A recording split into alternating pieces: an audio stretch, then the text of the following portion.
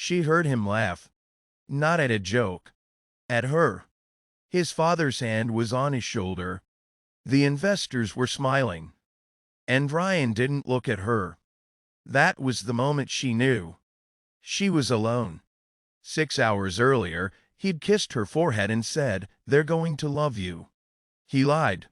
And in less than 10 minutes, she was going to take the microphone and change everything.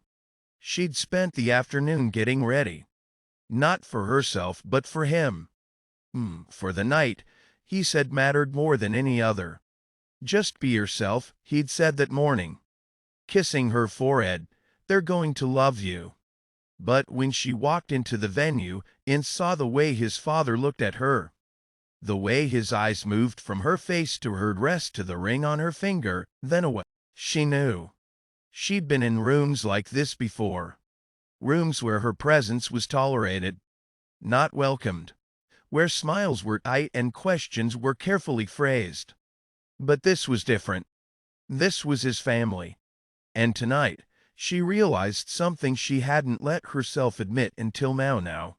He'd never prepared them for her. And maybe he'd never prepared himself either. Her name was Amara, and she wasn't new to rooms like this. She'd built her career from nothing. Private equity, high stakes, bigger wins. She earned her seat at every table. She learned it early: you earn your seat at the table. And she had. Amara built companies men twice her age could manage. She didn't need Ryan. She chose him. He was 52, soft-spoken, kind in ways that felt rare. He had this way of listening, really listening, that made her feel like she mattered. Like her thoughts weren't just noise. They'd met at a conference 2 years ago. He'd been in the audience during her keynote. Afterward, he approached her, not with a business card, but with a question. "Do you ever get tired of being the smartest person in the room?" She'd laughed. "Every single day."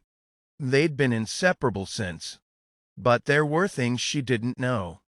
Things he hadn't told her. Like the fact that his father, William Hargrove, was one of the wealthiest developers on the East Coast. Old money, old values, old prejudices. Ryan had spent his whole life trying to step out of that shadow. And failing. Amara didn't know any of this when she agreed to attend the gala. Ryan had described it as a work thing. Casual, low pressure. What he didn't say, it was a celebration.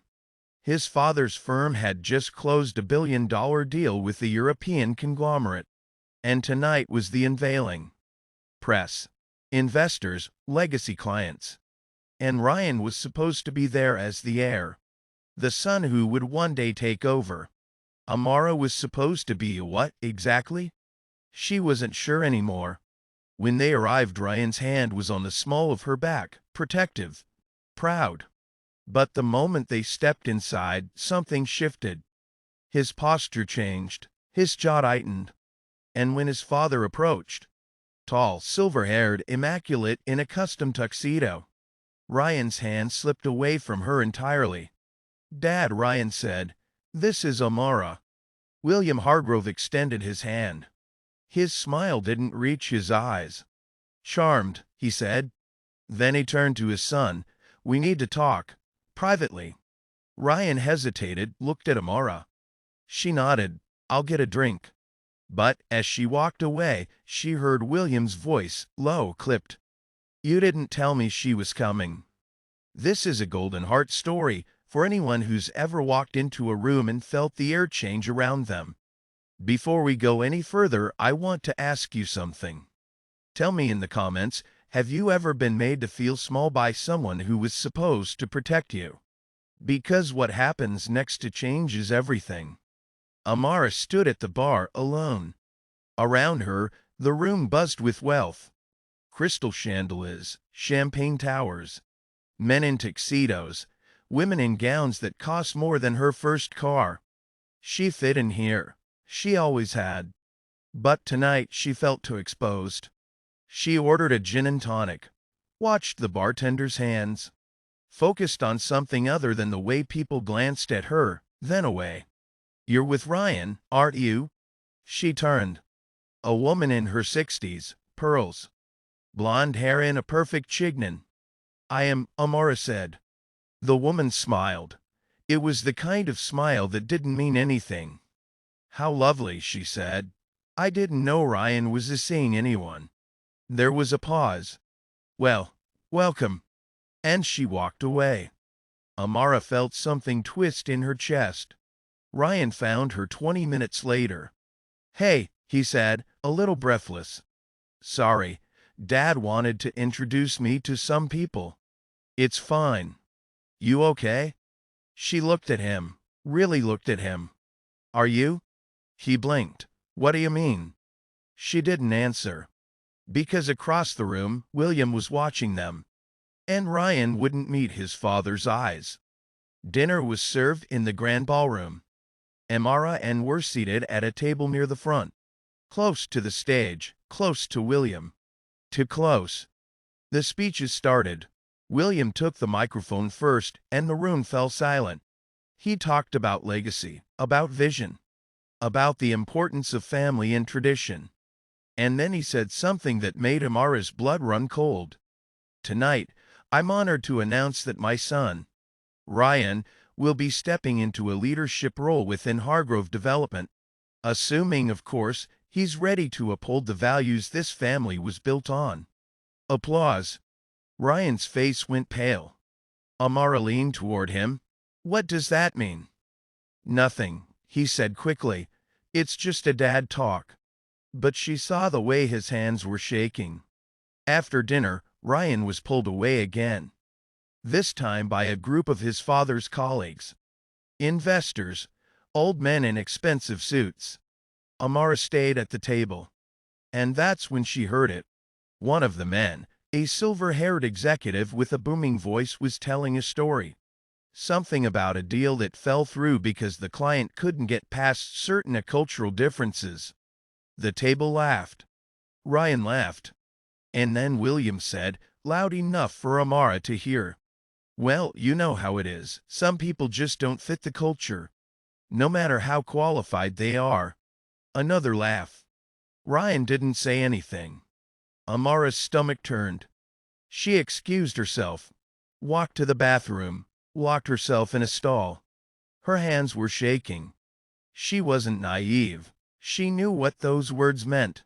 She'd heard them before in boardrooms, at conferences, in the carefully phrased rejections that came after interviews where she'd been the most qualified person in the room.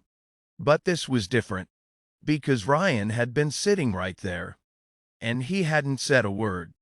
When she came back, Ryan was at the bar. Hey, he said, turning.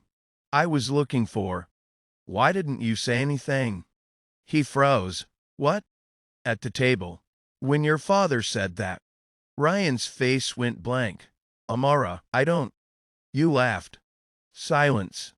It wasn't. He stopped, looked away. It wasn't about you. Then who was it about? He didn't answer. And that's when she knew. It was always about her. Ryan pulled her aside, into a hallway, away from the crowd. Amara, please, just to let me explain. Explain what? That your father is a bigot? Or that you don't have the spine to stand up to him? His face crumpled. That's not fair, isn't it? He ran a hand through his hair. Paste. You don't understand what it's like. Growing up in that house with him. Nothing I ever did was good enough. And now, goddamn, Amara, I finally have a chance to prove myself, and if I screw this up, by standing up for me, by making a scene. The words hung between them. Amara felt something break inside her chest. So that's what I am to you, she said quietly. A scene. No, that's not. He reached for her. I love you. You know I do. Do I? He looked at her, and for the first time she saw it. The fear. Not of his father. Of losing what his father could give him. She walked away. Back into the ballroom. And that's when she saw it. On the stage, near the podium, there was a folder. Thick. leather-bound. She'd seen it earlier. William had set it down during his speech. It was the contract, the billion-dollar deal. And signed. Waiting. Amara stood there, staring at it. And something inside her shifted. She walked to the stage. The room was still full, conversations humming, glasses clinking. No one noticed her at first. But when she picked up the microphone, the sound cut through the noise like a blade. "Excuse me," she said. The room went silent. William looked up, his face darkened. Ryan stood frozen near the bar. Amara's heart was pounding, but her voice was steady. "I just wanted to say a few words," she said, "about legacy and values." William stood. "Miss, my name is Amara," she said, "and I'm the woman your son has been hiding from you for 2 years." Gasps. Ryan's face went white. Amara kept going. "I'm also the woman who spent the last 6 months consulting on the very deal you're celebrating tonight. The one you're about to sign." She held up the folder. William's jaw tightened. "You have no right." "I have every right," she said. "Because I'm the one who structured it. I'm the one who found the investors. I'm the one who made sure your firm didn't lose everything when the original terms fell through." The room was dead silent. "And I'm also the one who just heard you and your colleagues joke about people like me not fitting the culture." She looked at Ryan. He wouldn't meet her eyes. "So here's what's going to happen," Amara said. "I'm going to walk out of here. And when I do, I'm taking this deal with me." William's face went red. "You can't." "I can, because the investors trust me, not you. And if I tell them what kind of man you really are, this deal is it." She set the folder down on the stage. "But I'm not going to do that." William blinked. "I'm going to let you sign it. I'm going to let you have your legacy." She looked at Ryan one last time. "Because unlike some people, I don't need to prove I'm worthy." And she walked off the stage. Ryan found her in the parking lot. "Amara, wait." She turned. "Don't. Please, just to let me explain." "There's nothing to explain, Ryan. You made your choice in there." "I didn't." "You did," she said, "the moment you stayed silent." He looked at her, and for the first time she saw it. Not fear. Shame. "I'm sorry," he whispered. "I know." She got in her car. "Amara, I hope it was worth it," she said. And she drove away. If this story reminds you of someone who stayed silent when you needed them most, or someone who finally found their voice, share it with them. 3 weeks later, Amara got a call. It was one of the investors. The deal had gone through. But there was a problem. William had tried to renegotiate the terms, cut corners, save money. The investors were furious, and they wanted out. Unless Amara came back. She sat in her office, staring at her phone. She could say no, walk away, let the whole thing collapse. Or "I'm very sorry." She called them back. "I'll do it," she said, "but on one condition." 2 days later, she walked into William's office. He looked told her. "What do you want?" he said. "I want you to step down." His face went red. "You can't." "I can. The investors trust me, not you. And if you don't step aside, they'll pull out. You'll lose everything." Silence. "And Ryan?" William said quietly. Amara met his eyes. "That's up to him." Ryan called her that night. "I heard what you did," he said. "Yeah."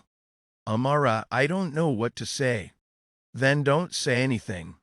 Silence. "I'm sorry," he finally said, "for all of it. I should have stood up for you. I should have."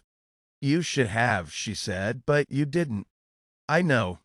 She closed her eyes. "I'm not asking for forgiveness," he said. I needed you to know. I see it now. What I did, what I didn't do." "Good. Is there any chance No, she said gently. There isn't. And she hung up. Thank you for staying with Golden Heart Stories. Please like, subscribe, and comment. Your support keeps us going.